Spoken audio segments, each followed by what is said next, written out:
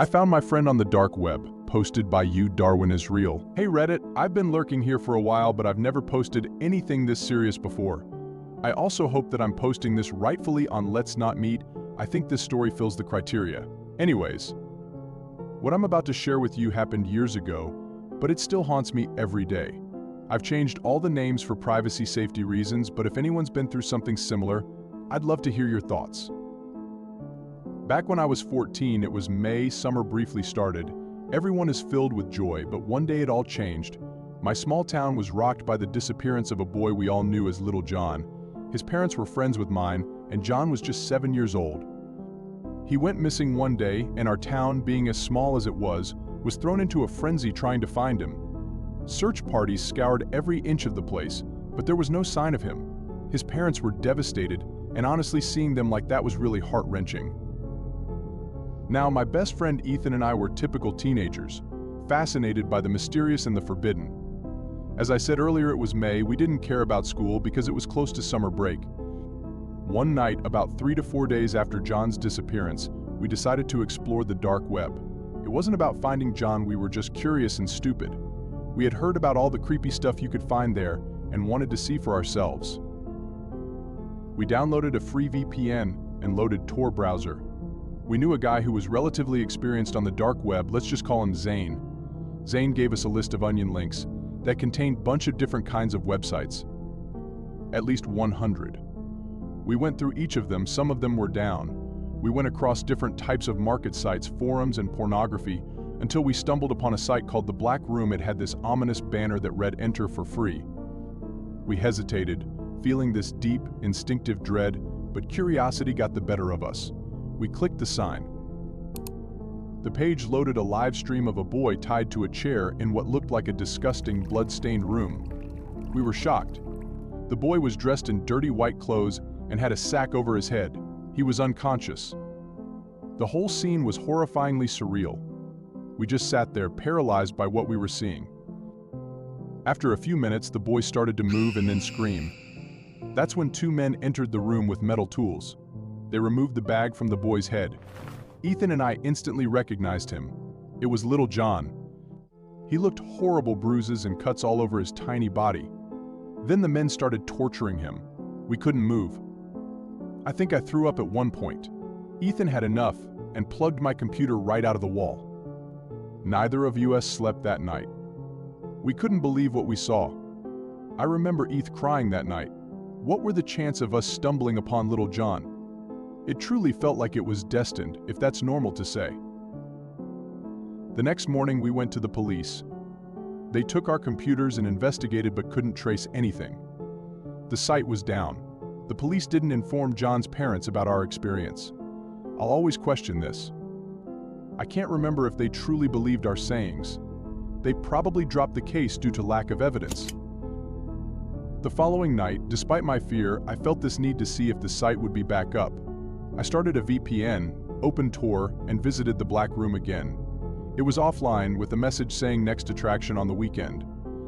It was perishing, I must say. I shut everything down and tried to sleep, but I couldn't shake the image of Little John from my mind. It was late at night, about 2 to 3 a.m. I called Ethan to check on him, but he didn't answer. I figured he was sleeping. It was past midnight after all, although he pretty much was a night owl, and we had a conversation earlier that day in school. He said he's visiting the website again that night and that he'll do everything possible to find Little John. I think I told him it's not worth it, or that it's dangerous. I don't remember, it's foggy. The next day at school, Eth wasn't there. After school I went to his house to check on him, but when I got there, I saw police cars parked outside. His mother was crying. Ethan's mother told the police to let me in. As she opened the door, I could see tears rolling down her cheeks. "Can you tell me what's happening, Mrs. Johnson?" I asked gently. Ethan's mom replied with a trembling voice, "It's Ethan. He's missing." I froze. "Mrs. Johnson was still speaking, but I couldn't hear anything she was saying. I knew what was going on, but I couldn't accept it. Even the broken Mrs. Johnson saw me going pale. She gave me a glass of water and I sat down on the sofa. I can still remember the feeling I felt back then while I'm writing this. About 10 minutes later, a detective came and started to ask questions. I can't really remember what he was asking, but I remember some stuff. He knew about our report of Little John's case and he was asking things about that. Investigators confiscated Ethan's computer. I asked about what was on the computer. He replied, "Everything has been deleted." That's the final memory I can think of that day. I was really depressed. Ethan was my only friend from primary school, and honestly the only thing I could think of back then was that Ethan got caught by those masked people. I refused to believe it, and I didn't want to go on the website again, but I really wanted to see the truth. That weekend, I checked the site again. It was back online, the same old sign that said, "Enter for free." It was really a traumatic experience for me. My hands were shaking, but I managed to click it. I was in. The same old disgusting, dark room with stains, with the same old chair. The only difference is that no one was sitting there this time. I remember I felt some kind of relief. Oh Lord. It was too early for relief. I was still shaking when the two masked men carried an unconscious body in the room. I started panicking and panting heavily. He was in the same clothes as Little John. Same old dirty clothes and a sack. They removed the sack. It was indeed Ethan. His eyes were carved out and a sentence was cut into his chest. "Darwin, you're next." I had a panic attack. It was the middle of the night and I started screaming like a girl. My parents came upstairs. I told them everything. I couldn't believe it. They had him, and they were doing the same things to him that they did to Little John. I was scarred for life. I went to the police again, now with my parents, but they couldn't do much. The site disappeared again, any trace was gone. A few days later, I and my parents started receiving threatening messages. "We know where you live," they said. My parents moved us to another town soon after, and we changed every personal information of ours, including our last names. My parents sent me to therapy for years. I'm feeling better now. When I turned 16, I decided to visit Dark Web again. I never forgot about them, and I never will. I still hope that Little John and my friend Eth are out there somewhere. By the way, the website was off, and it still is. At least I hope so.